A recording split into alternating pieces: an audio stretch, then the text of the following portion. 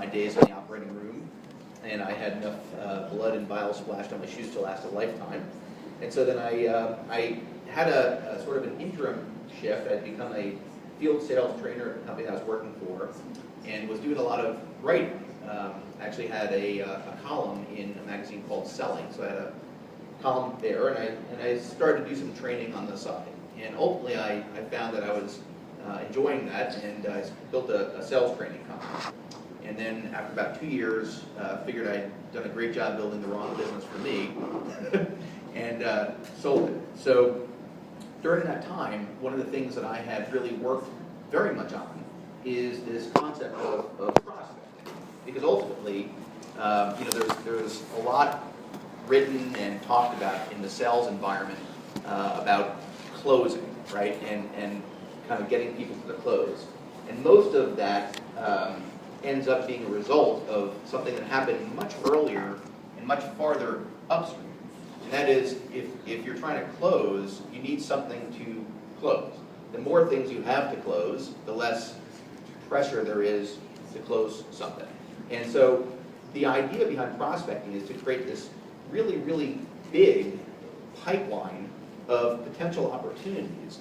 And what that allows us to do is really follow a much more comfortable process of sifting and sorting, rather than trying to close and convince. So let me just introduce my family here. That's me. That's my daughter Alexa. We call her the little darling, and my wife Jill. So not a big family, but we have a lot of fun together and enjoy spending time. Alexa is a lot like me. She's, I think, a very, very much a sales and marketing person. She signed up for karate, and then they suggested that you should invite friends and family to the karate. So she got on the phone and she literally cold called, prospected the entire neighborhood and told them that they should come to the karate dojo. And I had to tell the instructor that because it's pretty cool. Anyway, when people think about cold calling, or what we're now going to rebrand in-field prospecting, there's usually this, kind of cold call. It just doesn't sound good. It doesn't feel good. It feels like something that's uncomfortable and hard to do. And so I really want to take a big shift in how we think about this today. We're really not cold calling in a sense that most people think about, dialing a phone. You're going to pick up the phone, call somebody you don't know, and try to convince them to do something. That's not what we're doing. So let's dispel some of the myths. Today, 3 primary objectives. I want to, like I said, create a total shift in how you see this concept. And the reason I want to create that shift is so that you yourselves and your team will get a lot out of what this has to give you. And as you'll see as we go through this, there's a lot that you can gain. Whether you're established or whether you're just starting out, it doesn't matter. This is an opportunity of how to go about this business that can really seriously build your business. Does anybody not know John Whitaker here? John Whitaker was a cold call. Who would like to have missed out on that? Right? So when we start to think about introducing ourselves to people we don't know, let's completely shift our mentality. In order to do that, we really have to learn how to do it properly. Because if we don't feel comfortable with this, if we don't feel that we can master this, if we don't feel that it's easy for us to do or natural, we're not going to do it. Right? As good as it can be, we're not going to do it if it's hard or confusing. So today we're going to really teach the ways to go about this effectively, and I think you'll find it's not actually as complicated as you think. And then, rather than just teach it to you and say, here's what you should do, today is a workshop. You're going to do it. You're going to actually spend some time today practicing this prospecting process. I'm not here to script you, right? I'm not here to turn you into a bad version of Steve Weaver or a bad version of me. I'm here to give you some structure that you can easily follow a repeatable system, and ultimately you're going to turn this into your own verbiage. But for the purpose of today, that structure will be very important. So let's take a look at some myths on this just for a second. Because as we shift the mentality and the mindset around this whole activity, I think we really need to understand that it is different than what we think. I've actually had people say this to me here in New Skin. You know, I've been in his business for 10 years. I've never had to resort to cold calling. Really? Seriously, you never? So everybody that you brought into the business, you knew? I don't think so. You never went to a networking group and met new people? That's a cold call, right? Isn't that a cold market? You never sat in a Starbucks? Where's Greg? Your whole business is based on meeting new people. You never went to a social gathering, you know, a birthday party, a barbecue? How about a wedding? How about LinkedIn? You never friended somebody or looked at somebody on LinkedIn and said, I think I should friend this person because they look like they have connections into pharmaceuticals or whatever? Of course, right? So the idea that we don't resort to this kind of technique or cold calling is complete bunk. Most of our business is a cold or lukewarm market that we then make a warm market. It's perfectly appropriate. Yeah, but cold calling a doctor's practice, isn't that a little bit more like selling something? I mean, all right, LinkedIn, you're making a connection. When you walk into a doctor's practice, that's kind of, you're really much more a sales rep, right? I don't know. Are we trying to close them, or we just simply introducing and qualifying them and inviting them to take a look? We're not there to close them. We're not there to, you know, pull the scanner out of the bag and give them all the features and benefits, and, you know, like you can hear the boop, boop, boop, you know, back up of the truck, all the features, benefits, dumps, right? It's got all this great stuff. You can make all this. No, we're just honestly looking to introduce the concept, qualify them if there's somebody that's even appropriate for our technology, and invite them to have a look at it, just like we would anybody else. If we sat and we met somebody that we didn't know about our business, we'd say, tell me what you do. How long have you been doing that? What's changing in your environment? How do you like that? Have you ever thought about doing something on your own? Nope, absolutely love my job. Best thing ever. Okay, have a nice day. We don't then say, oh, but you should really be doing what I'm doing. No, you're not really qualified for this. Doctor, you have an interest in nutrition? No, I think it's actually, quackery. Okay. Next, right? We're not going to convince people that don't deserve the benefit of the conversation. So calling to a doctor's office, no different. Yeah, and here's part B of that. We have to try to convince the doctor. No, we don't. We're not trying to convince anybody. I'm looking for people that are essentially what I call already ready already. They get it. They're open to it. They're entrepreneurially oriented. They're comfortable with the idea of introducing something to a patient. Those are the people I'm looking for. This is just a way to access them. Sifting, sorting, not convincing.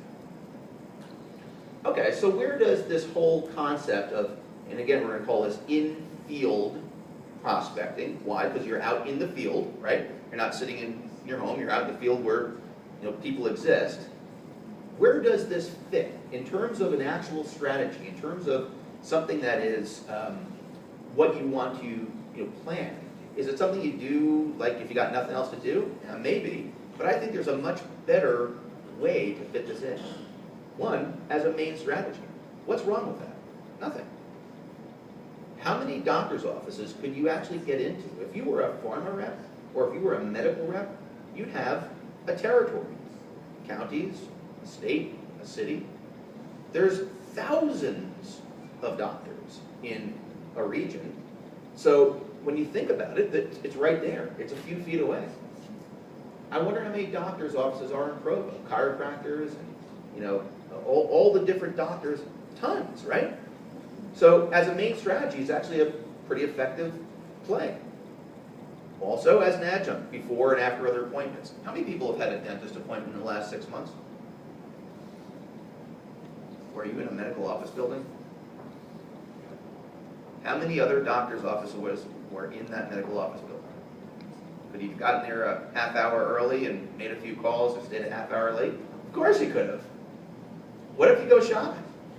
Could you go to an area, an hour before you go shopping and just drop in a couple of doctor's offices and introduce yourself? Of course you could. It's completely low-hanging fruit. When you have a gap in your pipeline, one of the most important things about this business in terms of being successful is filling your, anybody familiar with the term sales funnel, right? So that you fill the funnel with new prospects and a few people kind of come out the bottom, just like a normal funnel. And so you constantly want to be filling that funnel, that pipeline of new opportunity. Well, sometimes your pipeline kind of dries up. All the people you've been talking to sort of went away. The people that were guaranteed just got postponed or bugged out. It just, it dries up. So in-field prospecting is an amazing way to jumpstart that fast.